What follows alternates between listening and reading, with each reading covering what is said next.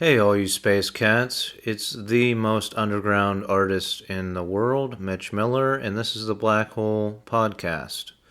We're in season 5, and this is episode 4 of Trafnet. It's about this season is about a nonprofit I'm trying to form to tackle the traffic problem, city by city, reducing emissions. I'll give you an update on that, but today I'm going to talk about a national security threat that I tried to bring to the attention of the government and that I vow we will address with the Trafnet nonprofit organization. A little update, I reached out to a law firm about trying to get a price or a plan to form the nonprofit. Referred them to the website, trafnet.org, and waiting to hear back from them. They did respond to my email form and asked for a daytime phone number, which I responded with, and we're waiting on a call from them. So hopefully that comes soon. But on to this national security threat. It involves autonomous vehicles and semi-autonomous vehicles. And it's a really kind of simple concept. Parts on vehicles fail. It's just a matter of time. All vehicles fail. Some of them are planned obsolescence. They are actually designed to fail. Unfortunately, that's the state of the economy that we live in. Even the ones that are planned to last the longest eventually fail due to corrosion and other anomalies. So vehicles fail. So we have a growing number of vehicles on the roads that have semi-autonomous features, like they park themselves, parallel park themselves. They have automatic applied brakes, radar, sonar, all kinds of stuff like that. We have actual autonomous vehicles that are being tested here in Pittsburgh that are self-driving vehicles, and we all know there's one major electric car company that has an autonomous feature to their vehicles. So we have these vehicles on the roads, and they're not really regulated very well, and they're going to fail. Just like brake lines get corroded from the salt from winters in Pennsylvania, the brake lines corrode after 20 years, and one time you step on the brakes and the brake pedal goes to the floor and you can't stop your vehicle. But because this happened so many times in the past, back in the 50s, the 40s, we have an emergency brake. There's a manual override, usually cable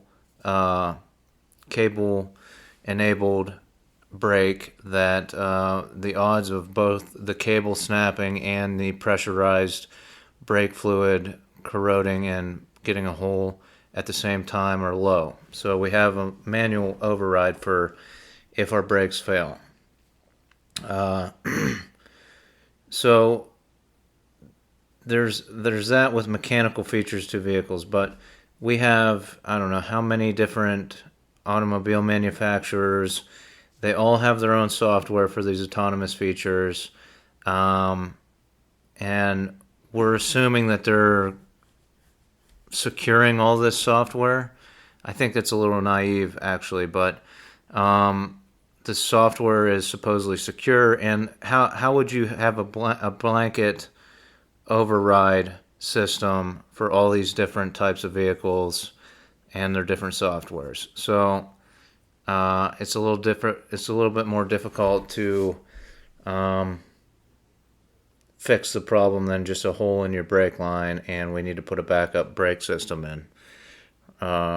So the national security threat comes in here. These vehicles are going to fail. They've been on the roads for 5-10 years. We got maybe another 5 or 10 years before this happens, but the vehicles are going to fail. What does that look like? Is a vehicle going to engage into reverse while it's going 65 miles an hour down the interstate? Is the vehicle going to swerve erratically? I mean, we already had an issue with one auto manufacturer and a braking, or I think it was an accelerator system, where a few families actually already died because of these autonomous features. And we just kept building them. We just kept putting them on the roads. And here's what I think is going to happen. And it's these vehicles will fail, and there's going to be wrecks, and there's going to be deaths. And at the same time, foreign entities or even domestic entities that could target, say, military leadership or political leadership or even private sector leadership, corporate leadership, they can hack these vehicles and cause accidents. So I think we're facing something on the horizon where these vehicles legitimately fail due to corrosion and design flaws, but at the same time we could have targeted hacking of vehicles and crashes caused by malicious intent, and when it's investigated, it just looks like it was a simple design flaw, a corrosion situation, and things like that targeted this leadership, and we could have a massive assassination, for the lack of a better term, of all kinds of leadership in the United States or abroad, per se. So that's my national security concern. And I brought this to the attention, or I at least emailed every Pennsylvania legislator in the Pennsylvania Congress, or where I guess it's called the General Assembly. I emailed all of them with this concern. My thought process is, why would I email my legislators in Washington? Why would I alert politicians in Washington? There's so many lobbyists in Washington that these automobile manufacturers would just brush it under the table anyway. So I thought we could reach out to the Pennsylvania legislators, and I even proposed that we form a group to investigate these semi-autonomous and autonomous vehicles by using the actual lawmakers of Pennsylvania's private vehicles. We could very low cost buy one vehicle that can be traded amongst these lawmakers while we investigate their private vehicle that has a semi-autonomous feature. And we would take that. I would try to find some experts that know how to hack different software and things like that, and we would break it down and figure out how hackable the vehicle is. And then I would form a list of a list of vehicles and how hackable they are. And this can even apply to vehicles that don't have autonomous or semi-autonomous features. It could just be, can you hack the GPS? Can you hack the communications? Can you hack the speakers and listen into conversations in these vehicles and things like that? So I think it's a useful list. I think it should be made, but I don't think automobile manufacturers want it to be made. But maybe they do. The thought process is, though, we could break it down and say, can a 10th grader hack this vehicle, or does it take 15 years of hacking different interfaces and things like that before you can get through into the autonomous features of this vehicle? So there would be different echelon or different levels of hackability for each vehicle, and we'd have a master list of all the modern vehicles, at least in the past 10 years, that are on the road. So that was my thought process. I contacted the Pennsylvania lawmakers about 3 months ago, and I waited 3 months. I got very little response. One suggested that I talk to my legislators at the federal level. They kind of just said it's a federal issue, and they suggested I talk to the candidates for the Senate seat that's coming up, which I did after I got that advice. So I reached out to them. But I think it's a very serious national security issue, and I would like to work on this in addition to the magnet traffic reducing strategies.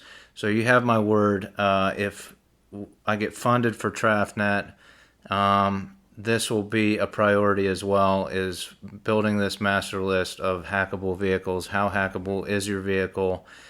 And you can, if you donate to the cause, you can prescribe that in your donation. I want this used for the master list of hackable vehicles.